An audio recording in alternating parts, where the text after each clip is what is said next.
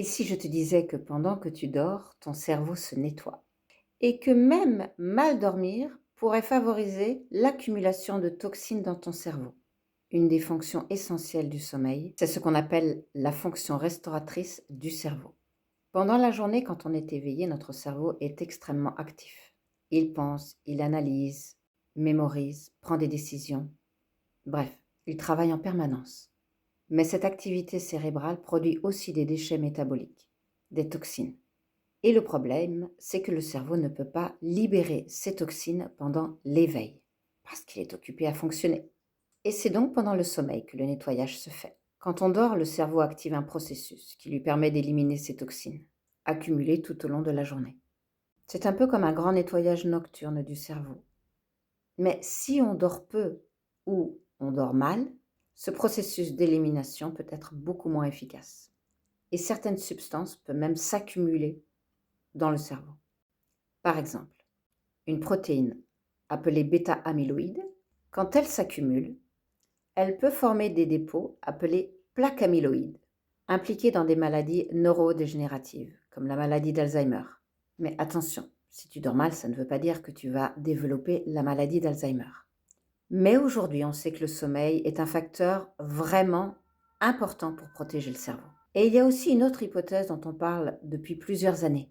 Certains chercheurs évoquent l'idée que la maladie d'Alzheimer serait liée à une question métabolique par rapport au sucre, au point que certains l'appellent même le diabète de type 3. Ce n'est pas une classification officielle.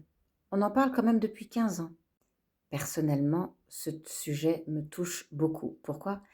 Parce que je m'occupe de ma maman depuis 6 ans, qui a 97 ans et qui a un Alzheimer.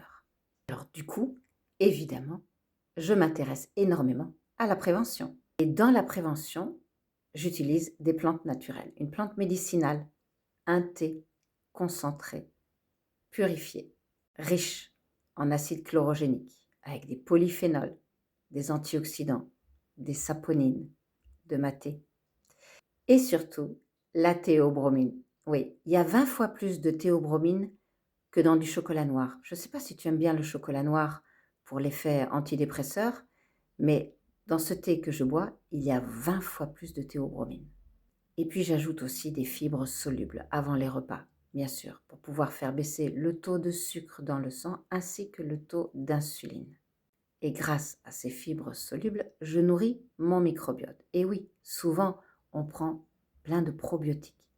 Mais il faut les nourrir, ces probiotiques, avec des prébiotiques. Et ces prébiotiques, ce sont des fibres solubles que tu peux prendre avant le repas. Et du coup, quand tes probiotiques reçoivent leur nourriture, les prébiotiques, les fibres solubles, eh bien, ils vont pouvoir faire des bébés et se multiplier.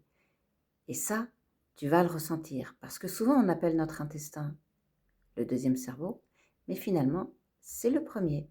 Si ça te parle, tu as un bilan métabolique gratuit dans ma bio, tu as un document à télécharger sur la résistance à l'insuline. S'il y a 2 signes ou 2 symptômes qui te parlent, c'est que tu es résistant à l'insuline, ça concerne une personne sur 3, c'est peut-être toi. Et surtout, fais partager cette vidéo, partage-la et abonne-toi, je parle de toi.